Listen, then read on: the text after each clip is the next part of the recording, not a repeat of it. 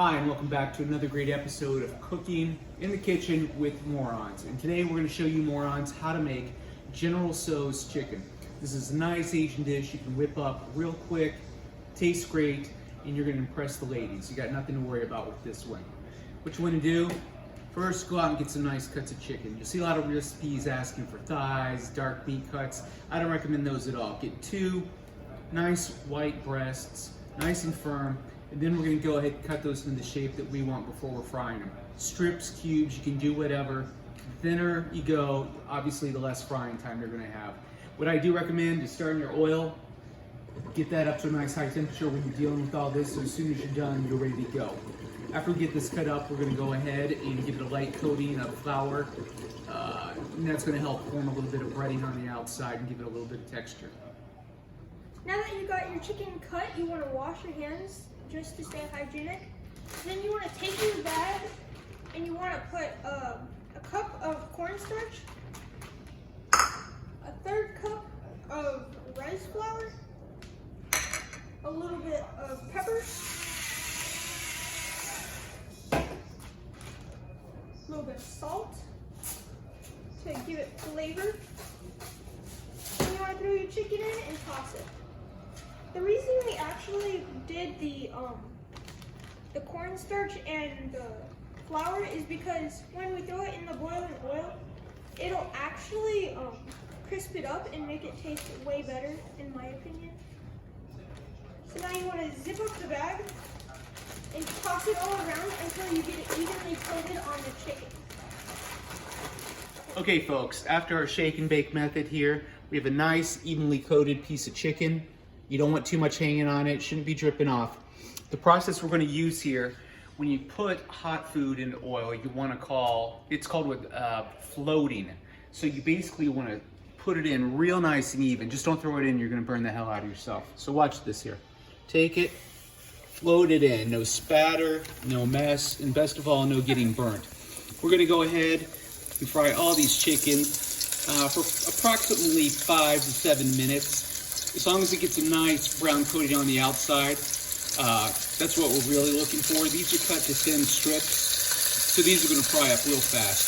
So go ahead, fry these up, and we're going to take those off as soon as we get done and show you the next step. Now that we got our chicken done, we want to come over here and take about a quarter cup of soy sauce and add a big heaping spoonful of cornstarch and mix it around, and that's going to stir up our thickening agent. So you want to mix that pretty well, and you want to leave that to the side for a little while. Now that we got our thickening agent over there set aside, we're going to want about 2 tablespoons of peanut oil starting to heat up in a pan. While you're doing that, you want to get a teaspoon ginger, teaspoon garlic, they're 2 separate things, jalapeno, some chili flakes, and you want to come over here and toss it into our pan like this. Yeah, about like that. And you're gonna want to wait for that to heat up until the garlic starts changing color. If you want, you can take a spatula and start mixing around so then it gets nice and evenly coated in there. Okay folks, you can check out our stir fry here, what we've got going on with the ginger, the peppers, the garlic. It's getting a nice little kind of toasted garlic smell to it. You can smell a little bit of heat from the chilies rising off. We're at a perfect point now to start our sauce. First off, we're going to add in about a quarter cup of hoisin sauce. For those who don't know, this is a black bean sauce. It has a nice sweetness to it. And one about a quarter cup. Next, we're going to use a rice wine. I wouldn't vary from this. This is a real nice basic vinegar. About a quarter cup of that too. Okay. And lastly, we're going to use a cup of soup stock. This can be chicken stock, veggie stock, whatever. For us, we're using just veggie stock in this. You can put a little couple veggies in for a couple little extra bites of flavor there. All right, We're going to return that to the heat now and bring it up to a boil. And when that reaches the temperature that we're looking for, a nice consistent boil, doesn't have to be rolling or anything, we're going to start using our thickening agent and stirring that in slowly until we get the consistency that we want for the sauce, and then we're going to return the chicken to the pan.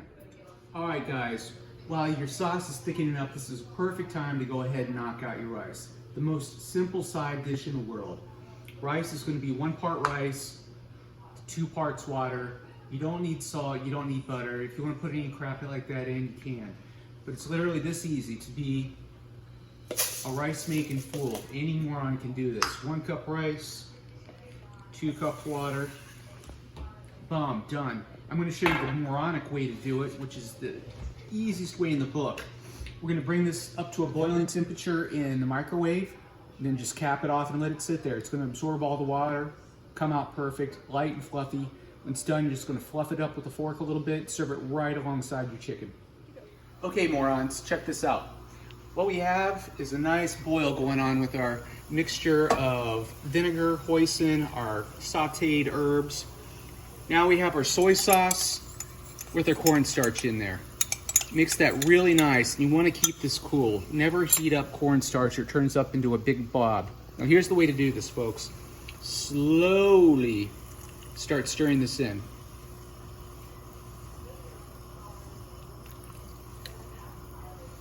Like I say, you want to avoid big globs and you don't want to drop your temperature down too much as you're boiling this in. And this is going to thicken it up into a nice sauce. If you want it thicker, you can always cook it down or add a little more cornstarch. I prefer just to cook it down a little bit. I don't like leftovers where it looks like a big glob. So I'm just going to move this around. You can see how it's thickening up already.